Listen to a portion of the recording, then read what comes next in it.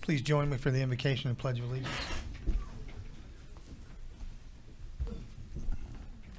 Councilman Rogers. Let us pray. Our God, our Father in heaven, we thank you for this day, for the blessings you've given to each and every one of us. We pray tonight that you'll be with us and guide us as we go about the business of the city. We continue to pray for those serving the armed forces abroad, serving in harm's way. Be with them, guard them, protect them. These things we pray in Christ's name, and amen. Amen. I pledge allegiance to the flag of the United States of America and to the republic for which it stands, one nation, under God, indivisible, with liberty and justice for all.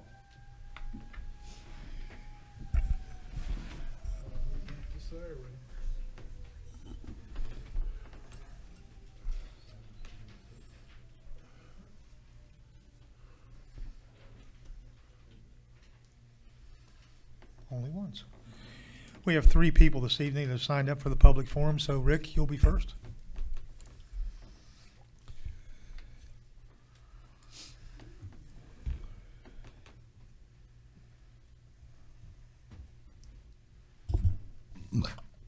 Pardon me for how I'm getting my voice. My name's Rick Hall. I live at 902 19th Street, Vienna. I saw the agenda online 2 days ago. I'm very disappointed. The size of Vienna, and you don't have no business to deal with. And I would think that as big as we are, you should have something going on every day, as a matter of fact, especially when you have a meeting. So that was just a general comment that I wanted to make. I'm disappointed.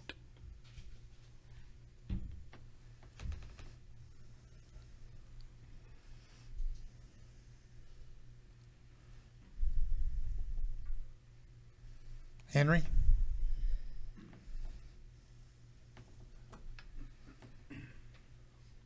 Henry Sasson, 1307 Greenmont Hills Drive here in Vienna.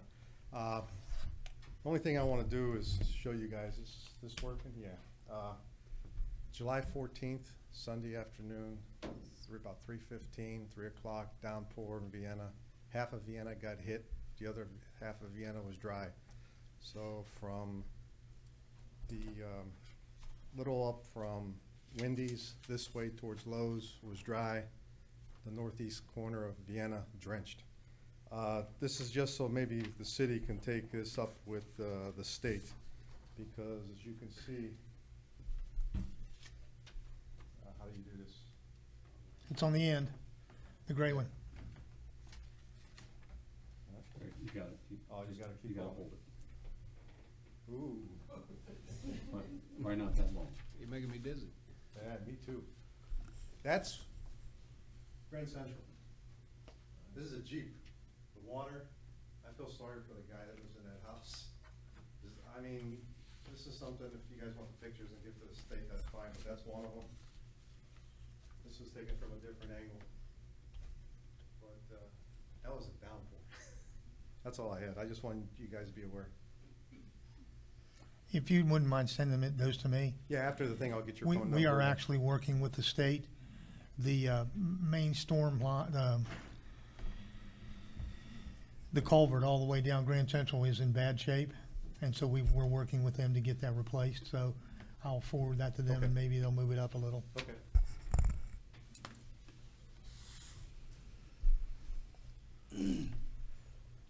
Kim?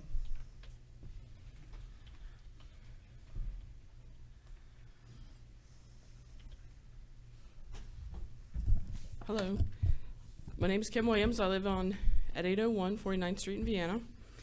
So last council meeting, there was a bid approval for the sale of what was referred to at that time as 410 31st Street. And I bring this up because I'm confused about this. I attended the council meeting on April 25th, where the resolution was passed to sell the property, which was referred to at that time as the 31st Street Garage.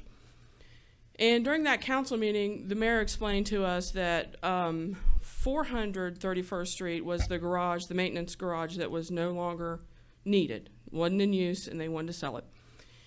And that 401 was across the street, which was the police maintenance garage, okay? So I guess my question is, what is the actual address of the property that we sold? Mr. Skogstad provided that information for us off the courthouse records, okay? Right? And it's 410 31st Street. Okay, because the legal notice that was printed in the paper on May 15th and also on May 22nd said 400 31st Street. And then I know when we had It said 400. 400 No, I'm not saying that it doesn't, it shouldn't have. Yeah, I have both legal notices. I have both legal notices that were printed in the paper. This is. So that's the one from the 15th, and the one from the May 22nd says the same thing, 431st Street. As a matter of fact, I know there was some problem. There were some questions about that property, and council went into executive session at that time. And so we were told, once again, when they came out of executive session, that was 431st Street. Okay. My other question was, there was a reserve on that property. That was in the legal notice that was put out. And I don't understand if there was actually a reserve. I understand there's an ordinance in Vienna that, of course, council can decide to accept any or refuse any bids, any and all bids, okay? So was there ever a reserve put on that property? There was not. The language was put in there so that we could reject any bid if it was smaller than what the city would accept. Okay. Because you already have that right anyway. I mean, somebody bids $2. Well, but the point of it is, if you put what the reserve is, then people know what the least you'll take. Sure. Okay? So the language gave us the option that if council chose not to accept the low bid, that we could not take it. Because if we would have got a bid for, say, $60,000 or, $20,000, that would have not been acceptable. Right, sure. And I know, I'm going to talk about what we did get here in a second, but getting back to what the actual address was. So we did get 2 bids. One was from Bill Patterson for, I forget, $64,000. But the winning sealed bid was from West Virginia Funeral Services, LLC, Lambert Tapman. But they bid on the actual police garage, 401 31st Street. This is their bid that they submitted to Ms. Roberts as part of the bid packet. So that's a little bit, we have some ambiguity there. But I wanted to talk real quickly about the fact that we had an appraisal by Mr. Schwartz for $220,000 for that property. And I got a hold of that appraisal. I paid for it. So I read all 64 pages in the addendum, and it was very interesting. And I understand how he came up with his conclusion. I understand what kind of appraiser Mr. Schwartz is, 35 years of experience. So basically, that appraisal is kind of based on it being the best use of the property, which would be for commercial use. But we were unable to sell it. We sold it for less than half of the appraised value because at some point in time, there was a leak in the roof. And this leak continued for a long time. It didn't happen overnight. It continued long enough that it caused structural damage to metal or steel beams inside of the building, okay? So I know that there was an estimate for the roof to be replaced from Tri-State, and it was around $45,000. There was no estimate about what to replace the beams for. So at that time, council just decided the best thing to do was to take the $100,000 option, $100,000 bid from the funeral company, okay? And I'm assuming they're probably going to level it, increase their parking, which they have a need for that. So because now we've sold the property for a very valuable asset in Vienna, I might add, since it's in the central business district, right off from Grand Central, you have businesses that are on 31st Street right there that have been there for years, are established businesses. That's a great piece of property that now we are letting go for half of the value, okay? Not only that, but now that building is going to get raised. It's probably going to be a parking lot for the funeral home. Okay, good for them. But now we don't get the property tax from a piece of property that has a structure on it. We also don't get any 1% sales tax if any business was conducted there, any business and inventory tax, et cetera, et cetera. So it goes on and on. So because of a water leak and not taking care of it and letting our asset deteriorate, then we're realizing a lot less, not only in what the property is going to sell for, but years down the road and all the taxes that can come from that property. So basically what I'm getting at is, I've heard in this chamber many, many times, watch the pennies and the dollars will take care of themselves. So, for me, I think you probably lost $100,000 on that property because you weren't paying attention to a water leak, and you're losing untold income down the road through taxes. So I hope, take the advice that's been given in this chamber of watch the pennies and the dollars will take care of themselves. And I do not understand how this bid is going to go through because it's obviously a bid for the wrong address. So I guess that's a question for Mr. Skogstad. But I appreciate your time this evening. Thank you.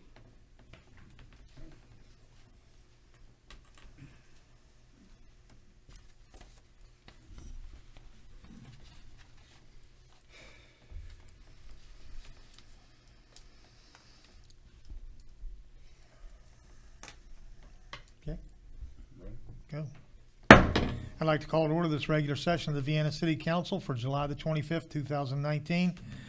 Let the record reflect that I've taken roll that all members of council are present. Having a quorum, we will proceed. The minutes from the regular council meeting on July the 11th have been printed, posted, and circulated. Are there any corrections to the minutes? If there are no objections, then the minutes will stand approved as posted. There is no report of the treasurer. It will be done at the first meeting of the month.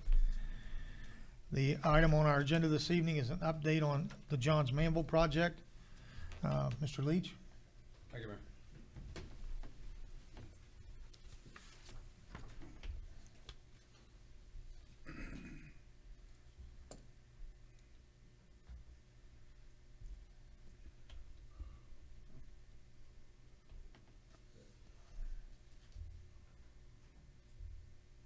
Okay, there's not a big update tonight beyond what we've been discussing, but I thought maybe going back to this original pie chart that we talked about with the Manville project would be helpful. So the players that we've had throughout the course of this remediation project with both the Riverside and the production side have been, of course, West Virginia Department of Environmental Protection, Compliance Management, which is Tom Rebar, the Food Group, which has been our risk assessor, All Probe, which is the company that drilled all the monitoring wells and took the soil samples, and then ALS, which was our lab testing company that would test the samples collected by Tom Rebar. So where we stand today, the Riverside, with the completion of a 50 by 100 site that the DEP requested that we cap, that's required to remain capped as a part of the remediation, is complete. We are at the step now to get approval from the West Virginia DEP with our completed work, all right?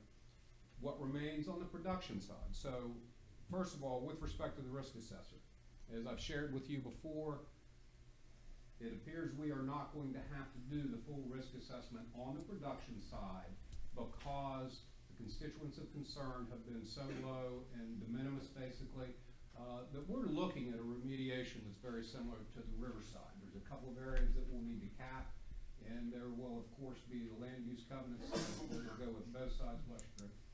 And so we are down to a risk evaluation. So the players that are done, okay, we are done with All Probe, and they came in exactly on budget. We are done with the Food Group, and we're gonna come in about $18,000 under budget with them because we do not need to do the full risk assessment on the production side parcel. As I understand the current advice and conversation between our licensed remediation specialist and our project manager with the DEP. ALS, again, we do not anticipate any further testing. In fact, one of the things that we've all experienced is when you're working through a project like this, part of it's a moving target. So, for example, we submitted the site characterization report for both parcels at the beginning of this project. Those work plans were approved, and we budgeted those. And then on the production side, they wanted an additional round of groundwater sampling, which was about $5,800, and we complied, even though that was not within our budget. That was completed. They wanted a seasonal difference on the groundwater sample, so it was done. The same thing with the Riverside, SS22, SS10, and SS13, the 3 different parcels that were identified and ultimately capped. We did some additional testing. Remember we got the XRF, and we went out there and did the additional soil sampling that the DEP wanted. So notwithstanding the fact that we've had some additional requirements put on us by the DEP that were not within our original work plan and that were not budgeted within our original scope of work, because the site is pretty clean. We were able to also avoid some additional testing and risk assessment because again, the samples that came back, and it was kind of expected, at least by me, and I think also Tom talked about this early, because that, in particular on the production side, that's been capped with a concrete slab for, what, 100 years, Bruce? I mean, you've been around that long, I don't. But, so for a long time. And so that is the status. So where we are now, okay, these are the steps that we have to complete. On the Riverside, all we need is the completed work approved by the DEP, and we anticipate that happening.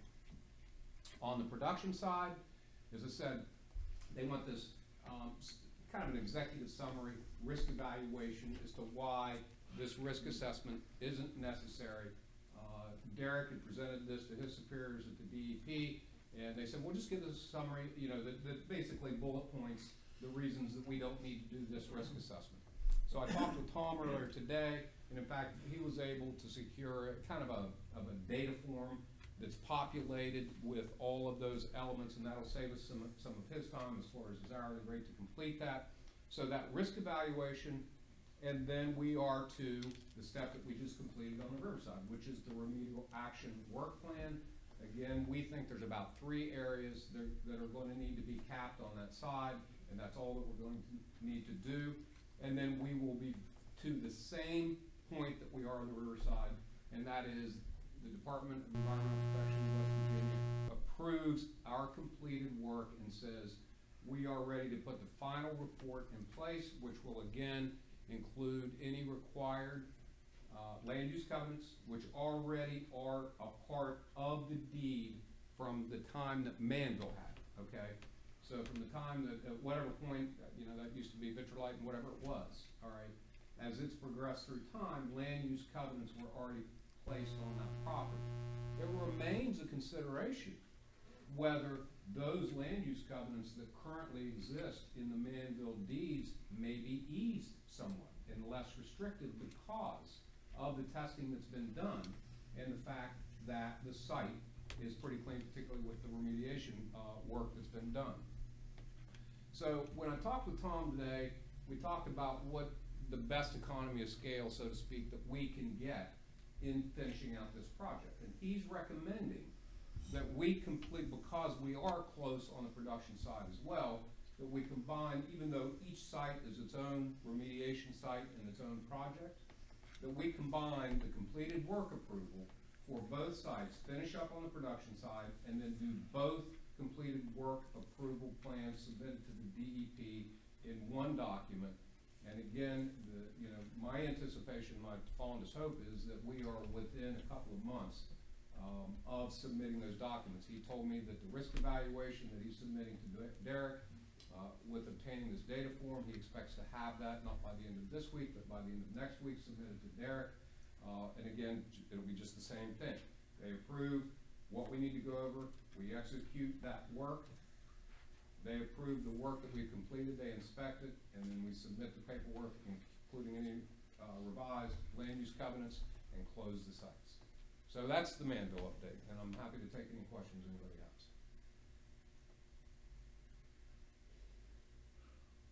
Okay, thank you.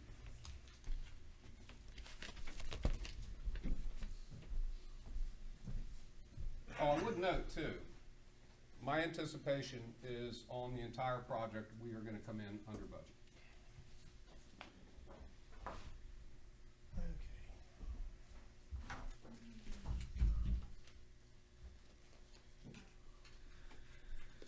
So my part of this evening is the update on the wells 7 and 8 and the installation of the GAC filters, the granulated activated carbon filters that are being installed on the corner of 32nd Street and River Road.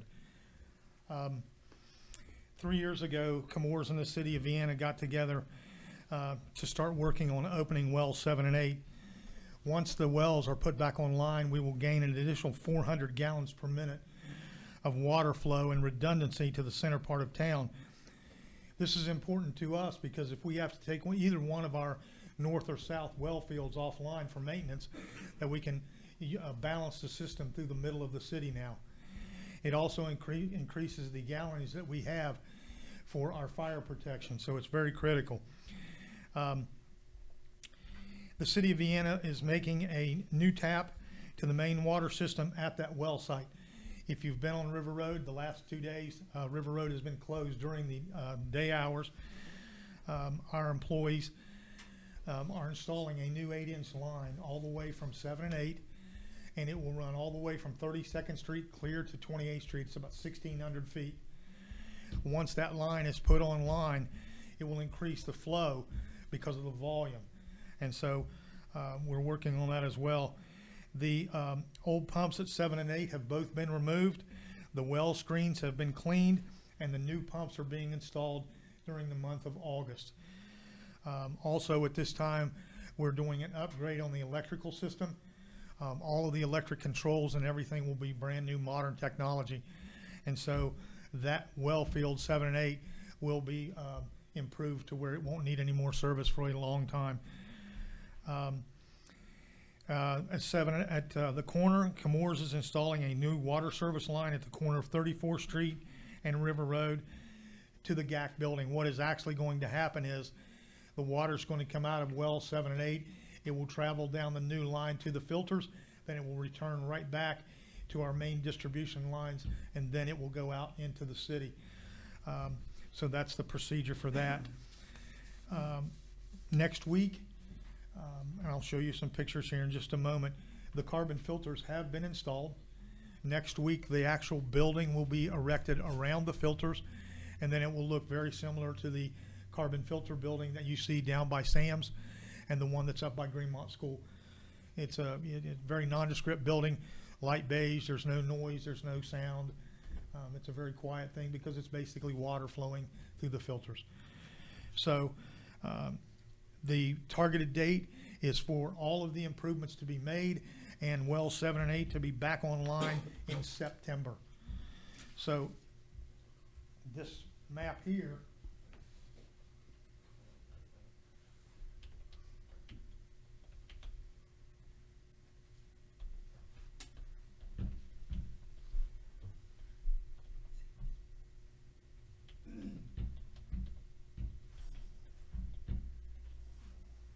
this area right here is where wells 7 and 8 are. This is in front of Jimmy Harper's complex.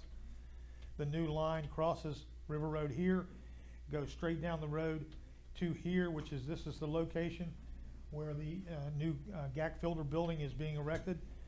The new 8-inch line that we're putting in goes all the way from here, all the way down to the corner of 28th Street, and that's where it will join up with the rest of the infrastructure for the city.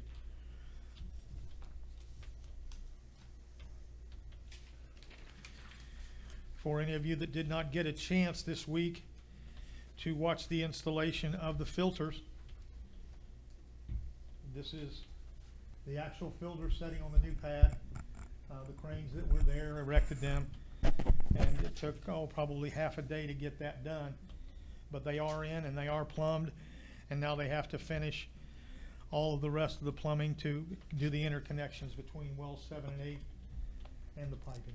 You can see that massive juncture right there of all the piping that has to go into place.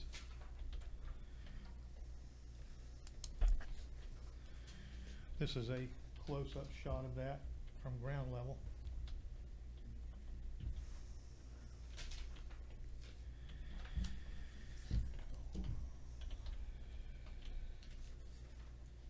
The upper building that you see is where well number 8 is. If you'll notice here, the top of the roof is off The way that well is removed is you bring a crane in and you lift it right straight up out of the well itself. Then equipment is brought in and all the underground screening and everything is purged and cleaned, and then it's put back in service.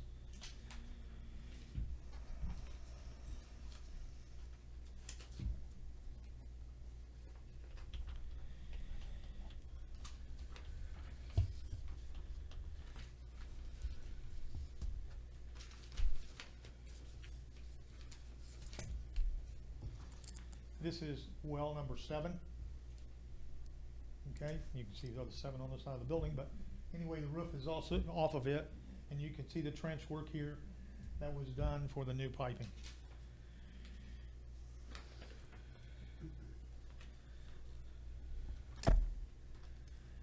The electrical contractor has already gutted all of the old control systems and everything out of the control panel, of the control room, and all of the new control panels and everything will be erected in that area right there. So by September, the third and last set of activated carbon filters should be online. Our infrastructure should be improved greatly by being able to balance the entire system, so that if we do maintenance or we would have an issue with one of the other well fields, that we can now balance the system from the center, which has been offline for the last 3 years. So that is the update on the wells and the activated carbon filters. Thank you, Jim, for your update on Manville. I did speak to Derek Hancock today. We were given permission to go ahead and remove the signs that have been at Spencer's Landing for probably a year and a half that said, please stay off the grass. Now that we've remediated all the dirt and capped the parking lot, it is now safe for everyone to enjoy all of that area down there. So, okay. Jim, in regards to the riverside, I do have just a couple questions. There's been a lot of talk in the community about potential river access. To your knowledge, is there anything that would prevent, if we chose to do some sort of river access with everything that's transpired, to keep us from having that? Is that possible? The only work that would require us to get the DEP involved is if we disturbed any of the cap sites, okay? And and we would need to let them know. But no, I mean, obviously that's been the intention from the beginning, is to get this site usable. I've never heard any discussion about doing anything but making this parcel available for the city of Vienna. And so we just need to continue to check in with them. But no, as far as plans for development, that's what I'm excited about. I think, that conversation needs to start now. And as far as when things start transpiring down there, the blacktop that's down there now is part of the capping. So I guess, and I'm making an assumption that if the development that we do requires us to remove the blacktop, then that would require potentially digging out dirt and capping it with dirt, since we're taking out the blacktop, or is that a wrong assumption? No, that's correct. So, for example, when we did the remediation there, Tom had the certification. The things that you're not to do is, for example, you can't go through a site that's a part of the protected area and then move dirt to another area. So actually, my suggestion, but it would be with the certifications our city employees have, there's something called a HAZWOPER, okay, and it would probably be, I'm going to guess a 3-day seminar or something like that. And then we could do that in-house. If we got somebody certified and they learned the particular requirements to work in those areas, we give the DEP notice. That person is responsible for conducting the activity of employees working at the site. So yeah, you can work on it. You just have to follow the rules. Okay. Now, on the upper production side, we talked about the concrete. Obviously, we know there's thousands and thousands of yards of concrete up there. And is the concrete that's there now, is that, you mentioned potentially 3 spots. Is that 3 spots because the concrete is serving as a cap, much like the blacktop did on the lower side? And I guess my question is if the concrete comes out, is there then more remediation to be done? I don't think so. I think that, number one, that we drilled through the cap, okay? We took Right. soil samples and water samples under it, and it was sand. So I think that the areas that are identified would have the same requirement as the riverside, but aside from that, so for example, if a developer came in and said, we want to clear the concrete from this site, And that's my question. my understanding, okay, and my understanding is that basically they would have to comply with those identified sites, but the rest of it would be standard, demolition and redevelopment procedures. Okay.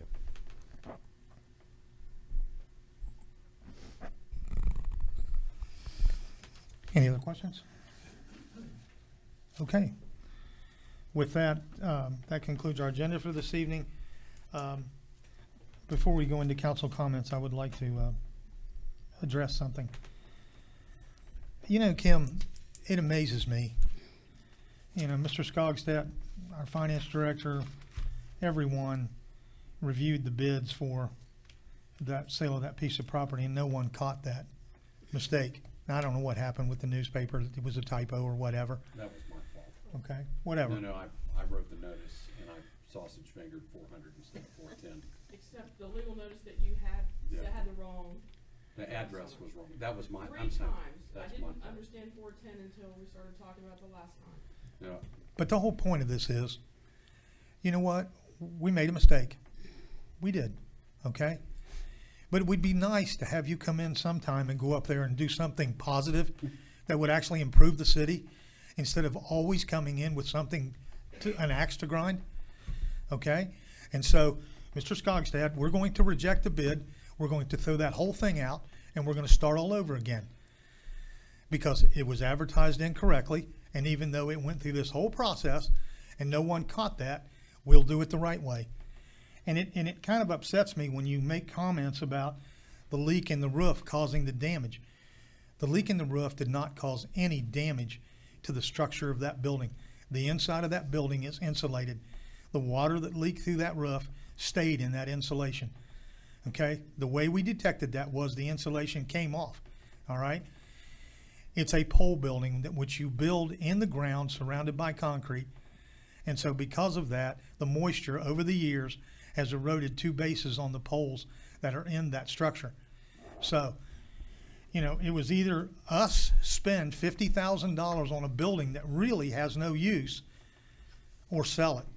And so when you say we left $100,000 on the table, would you want to spend $50,000 minimum for something that has no purpose? You can criticize me, Mr. Mayor, if you like. No. I'm a taxpayer.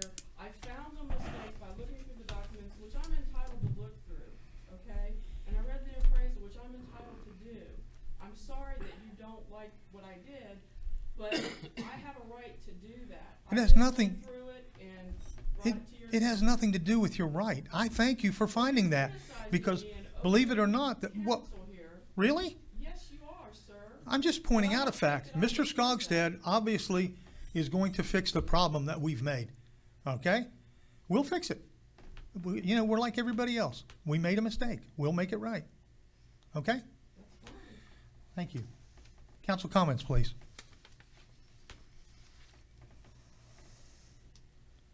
All right.